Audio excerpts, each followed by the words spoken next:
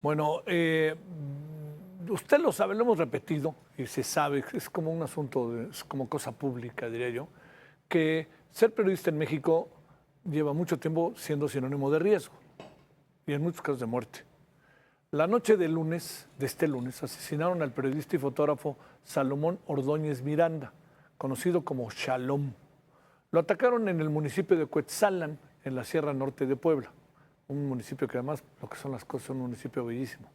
La investigación corre a cargo de la Fiscalía General del Estado para esclarecer lo ocurrido y dar con los responsables que, por ahora, debemos decir, no hay ninguno, y hay una crítica severa al gobierno del Estado que no ha tomado cartas debidas en el asunto.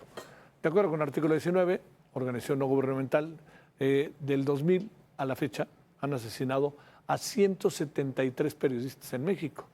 Y ahí está la lista oprobiosa. En el gobierno de Ernesto Zedillo 3, en el gobierno de Vicente Fox 22, en el gobierno de Felipe Calderón 49, en el gobierno de Enrique Peña Nieto 48, perdóname, en el gobierno de Enrique Peña Nieto 47. ¿Cómo ve? Que en el pasado gobierno 47, y en lo que va del 1 de octubre a la fecha, van 6 periodistas asesinados en este sexenio. Bueno, le quiero decir que conozcamos también los nombres, que esto es un tributo a los periodistas asesinados durante este año. El primero fue Cayetano de Jesús, ocurrió en el Estado de México. El segundo, Cristian Uriel Martínez, ejecutado en Silao, Guanajuato. El tercero, Raúl Irán Villarreal, también en Guanajuato. El cuarto, Juan José Carlos González, este fue ocurrido en Acapulco, que hablamos mucho de ese caso. Y el quinto, al que hacemos referencia, Salomón Ordóñez, este fue en Cuetzalan, Puebla. Mariana Suárez es coordinadora de protección de Artículo 19, Oficina Regional para México y Centroamérica. Mariana, gracias por tu tiempo. ¿Cómo te va? Muy buenas noches. Muy buenas noches, muchas gracias por la oportunidad de estar por acá. Un gusto saludarte. Te pregunto, a ver, ¿qué información tienen de lo que pasó? O si quizá deberíamos de plantearlo, conjugar el verbo de otra manera, ¿no, Mariana? De lo que pudo haber pasado allá en Cuetzalan con Salomón. ¿Y qué información tienen ustedes? ¿Qué andaba investigando? ¿Y qué ha hecho la autoridad municipal y la autoridad estatal? Sí, de entrada el caso lamentable que ocurrió con Salomón es un caso justamente que muestra, ¿no? Que muestra la incapacidad, ¿no? De las autoridades para, pues para tratar este tipo de situaciones. Aquí Ajá. vemos que hubo una incapacidad porque lo que hemos visto, de acuerdo con los testimonios que hemos recabado, es que, bueno, refleja pues esta situación, un clima de una inseguridad creciente en el estado, en la región, ¿no? Y bueno, deja obviamente un vacío en el ámbito informativo, pero también hemos recibido, de acuerdo con los testimonios que hemos recabado, pues que no hubo la acción de las autoridades adecuadas desde el momento en que se suscitan los hechos. De acuerdo con los primeros reportes y testimonios incluso de vecinos, el comunicador recibió al menos 2 impactos de bala a quemarropa y quedó gravemente herido en el lugar. Colegas de la región nos comentan que, bueno, se tardó muchísimo en llegar el apoyo médico, la autoridad para poder atender esta emergencia. Y bueno, entonces esto pues nos replantea muchas cosas. Por un lado vemos, ¿no?, que esta situación de violencia contra la prensa, que es algo que estamos documentando, el caso de Salomón está en proceso de documentación, eso es importante decirlo. En artículo 19 tenemos un estricto proceso de documentación de todos estos casos para ver justamente no solo entender lo que pasó aquel día, sino también para entender el contexto de la situación, ¿no? Pero bueno, claramente, como bien lo mencionabas antes de entrar al aire, pues en México estamos viviendo una situación de violencia creciente contra la prensa. Ninguna persona periodista debe de perder la vida en nuestro país, y esto se suma a una oleada, a una escalada de censura en estos últimos años, ¿no? Pero bueno, esta violencia creciente, ¿no? Hay una violencia física contra la prensa constante y hay también un no cesa. Y eso es algo gravísimo porque, bueno, estamos en un país donde la democracia es uno de los pilares que tanto se enarbolan y, bueno, si tenemos una prensa que es atacada constantemente cada 14 horas, como lo hemos documentado en artículo 19, pues es algo totalmente cuestionable, ¿no? Estaríamos pensando que, bueno, ¿dónde queda esta idea de un Estado democrático en circunstancias como estas? Oye, Mariana, había, digamos, ¿cuál era la temática que en general Salomón estaba tratando a través de su medio de comunicación? Lo que sabemos hasta el momento es que Salomón trabajaba sobre todo temáticas en redes sociales y trataba temas culturales y sociales. Eso es lo que sabemos. Él, su especialidad era la fotografía, entonces se dedicaba específicamente a estos temas. No tenemos hasta el momento una clara información o específicamente sobre otro tipo de coberturas, pero seguimos en proceso de documentarlo y de estudiarlo, como te decía, no solamente con lo que hemos visto de manera cercana a él, sino también tratando de entender el contexto que él estaba trabajando. Y aquí es importante recordar, ¿no?, que el Estado mexicano tiene la obligación de investigar todo asesinato a alguna persona periodista en nuestro país.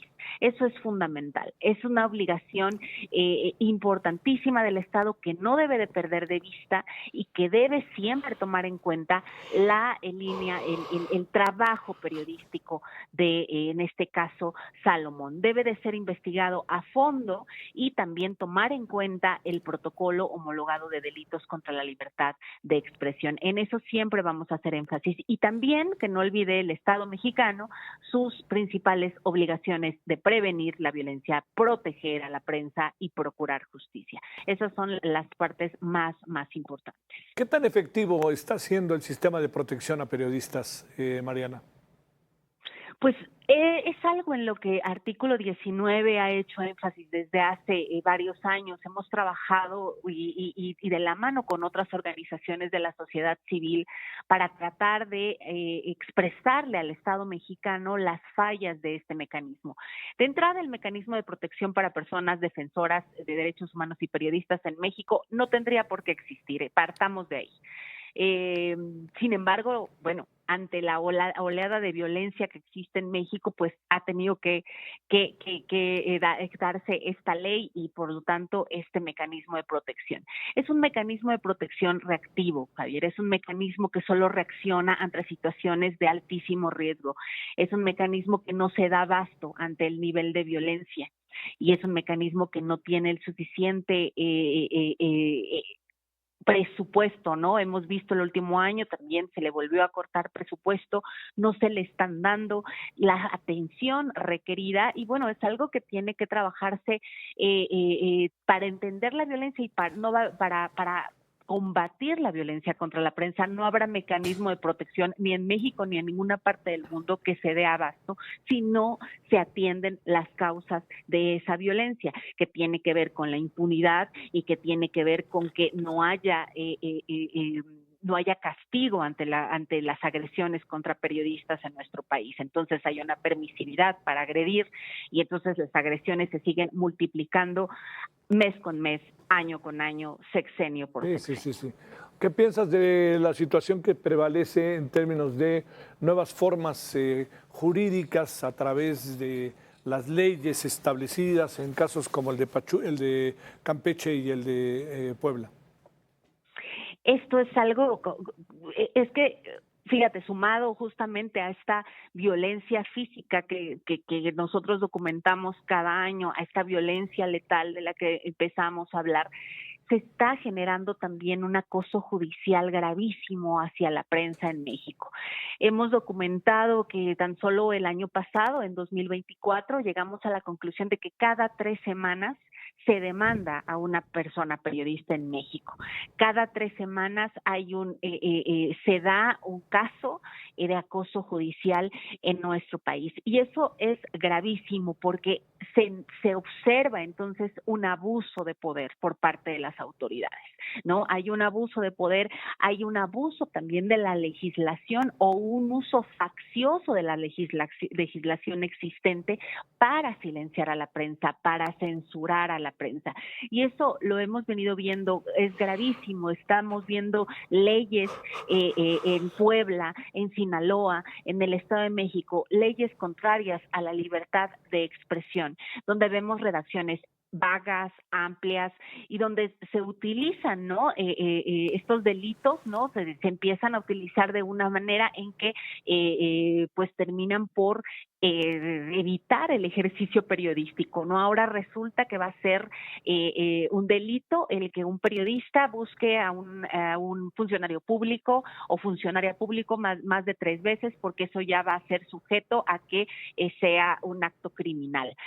Así de caricaturesco, pero no es caricaturesco, es real, Sí, sí, es sí. la manera en cómo se están planteando estas leyes. Y es algo terriblemente preocupante que tenemos que seguir visibilizando, porque las leyes están para proteger, las leyes están para también justamente para eso, para hacerlas valer, pero aquí estamos viendo una situación que se está volteando en contra de la prensa ante las voces críticas. Es decir, eres una voz crítica, eres una voz que me cuestiona, entonces yo con la ley, teniendo la ley bajo el brazo, te censuro y no te dejo hacer tu trabajo. De alguna manera la presidenta en la mañanera hizo una, pues sí, lo tendré que decir, una defensa de los proyectos de Campeche y de Puebla, Mariana? Sí, lo vimos y nos preocupa porque justamente esto habla pues que hay ahí, pues es algo que no solamente digamos que está surgiendo de manera espontánea en ciertas zonas del país. Lo preocupante aquí es que si hay justamente un aval por parte del gobierno federal, ¿esto qué va a implicar? Esto va a implicar que se emulen este tipo de legislaciones en otros estados de la República.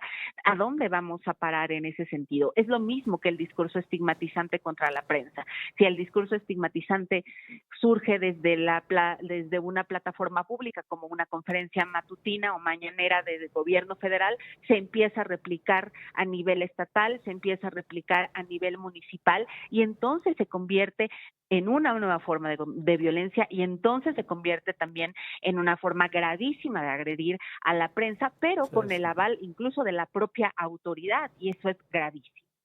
Te mando un gran saludo, Mariana Suárez. Gracias que estuviste con nosotros. Buenas noches. Gracias a ti. Un abrazo.